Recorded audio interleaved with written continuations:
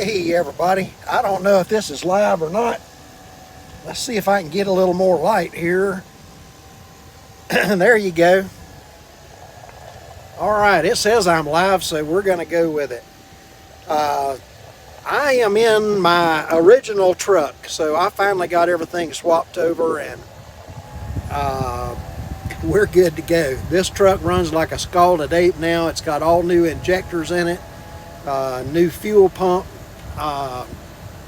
It's got 8 new tires on the back of it. When they went to give it back to me, I went to crank it up and the batteries was dead as a doornail, so I had to get one of the mechanics to come jump me over and jump me off. And when he did, he says, "Hey man, your shocks are leaking, so we got to replace them. I can't let you leave." So they put some new shocks on the front end of it. So I mean, this thing runs like a new truck now. Plenty of horsepower, plenty of pep. It's unbelievable how smooth it rides with the new tires and the shocks on there. So anyway, it's been an interesting week. There has been a windstorm that has come through this part of the country. From it actually come down out of Canada and went all of these western states out here, so Montana and Wyoming and Idaho and Utah and Colorado, and it went as far down south as New Mexico, the northern part of New Mexico. Really strong winds. I have seen several big trucks blown over this past week, so it's been dangerous, and it shut me down. That's the title of this, is Shut Her Down. Okay, so I was coming back from Farmington, New Mexico, up 285, and made it as far as Fair Play. And Fair Play is I guess you'd say it's southwest of Denver. It's over into the mountains from Denver. But I made it that far, and the signs up over the road said road closed, restricted from high-profile vehicles and light vehicles. Well, that's me. So anyway, I had to shut it down. So I called into the dispatchers and let them know, hey, it's already rocking me all over the place, and now the signs are saying that it's restricted. I was empty too. That an empty trailer on a semi is like a parachute, and it'll blow your truck over in a heartbeat. And anyway, so I called and told the dispatchers, and with any other company, they would go, "Oh, come on, man, it ain't that bad. You can make it. Just drive slow and drive careful. You can make it. Keep going." But with CRETE, different story. When they say safety first, they mean it, which is really, it's shocking to me. But they told me, they said, "Look, we understand.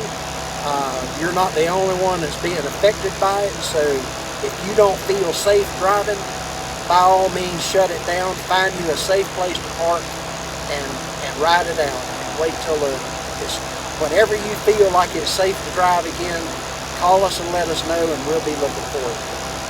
So, I mean, you can't ask for any better than that. So, talk about CRETE. Okay, this has been an interesting week as well. My wife called a little while ago and told me that I had a letter from the home office. So she opened it up, and lo and behold, it looks like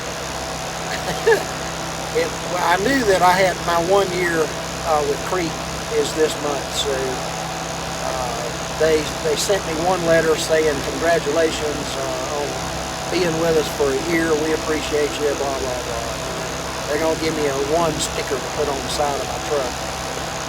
The next letter was even more shocking. It came from the CEO of CRETE, and it said that I had reached my milestone of 1 million career miles.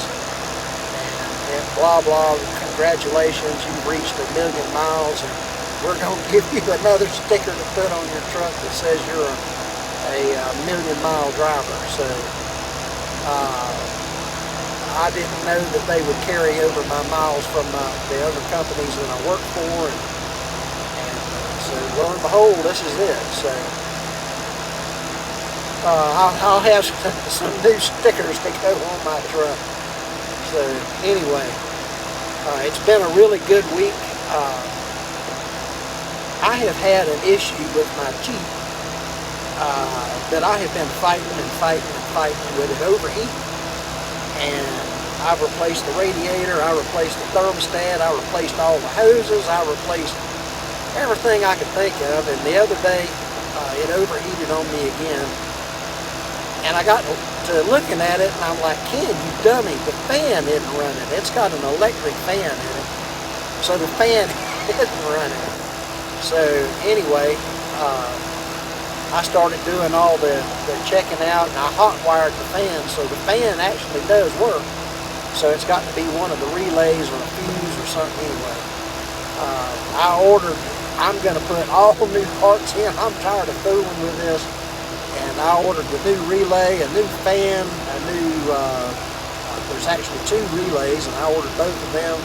A new fuse. It's got a big old square fuse that runs the fan. So anyway, YouTube videos, if you start looking at Wranglers overheating, and lo and behold, you'll find all kind of good stuff. So anyway, that's really about all I had to go on this week. It's been a real interesting week. I've made a lot of miles this week, so mainly running south and down to Farmington, and then down to Aurora, and then come back here and went down to Cool Springs, not Cool Springs, Colorado Springs. There you go,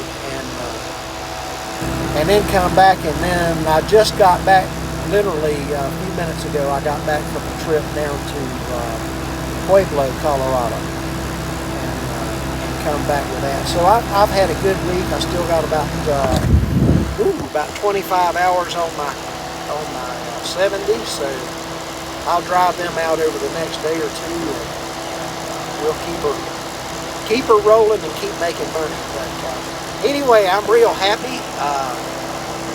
CRETE's been good to me. It was a little rough start. You know, when you switch from one company to another, there's always things that you don't like. There's things that you do like.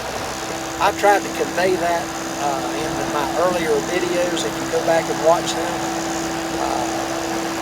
Right now, though, I would definitely recommend CRETE for a good company. It takes a little getting used to, but once you get used to doing things their way, it's really not bad.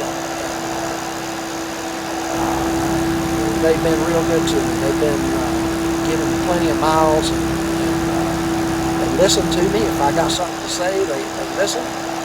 Every once in a while, they actually act on what I tell them, and things get better. So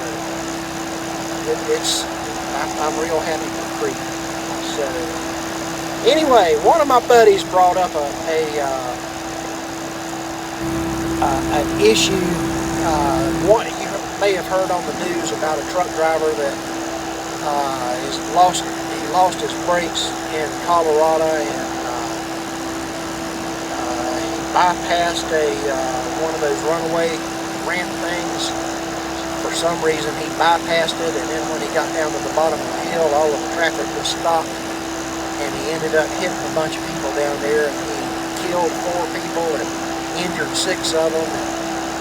Anyway, the dude he's going to prison over it. So I kind of agree with my friend Old Snapper, this Trucking with Old Snapper. He's got a YouTube channel here, and I agree with him. If you just ignore everything else up until the last 30 seconds of him going down the hill, when he saw that the traffic was stopped, he had a decision, a split-second decision to make, whether he could either ditch the truck, send it over the side, or send it into the mountain to stop it. The heck with tearing up the truck. He may not even survive it, but either way, he's not going to hurt anybody else. Or he could hit the people and kill and hurt a bunch of people, and he chose to hit the people. So, as far as him going to prison, I agree with old Snapper that he needs to go to prison. He made the decision that his life was more important than anybody else's, and he had husbands and wives and fathers and mothers and children that won't be going home anymore because of his decision, and he needs to pay for that bad decision. So, yeah, I agree with that. Anyway, I'm 11 minutes into this, and that's really all I had to go on for today. I'm glad to be back in my original truck. Not my original, but my good truck. So this truck's got plenty of horsepower, and it's running like a scalded egg, so I like it. If you are a subscriber, thank you. I really appreciate the subscribers. Keep me going and keep me producing these videos, and I'm glad that you're getting something out of it. If you don't subscribe, please do. It helps me to make longer videos and do better stuff. So please like and subscribe. Up until then, I will see you out on the road. Thanks again for watching.